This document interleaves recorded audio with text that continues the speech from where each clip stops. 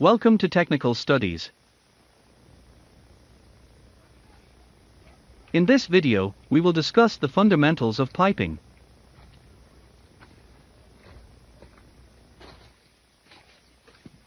The pipe is a tubular product, used to convey fluids.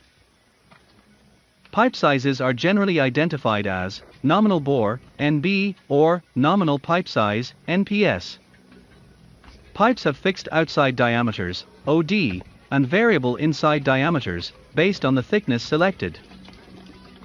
The term piping means not only pipe, but includes components like fittings, flanges, valves, bolts, gaskets, bellows, etc.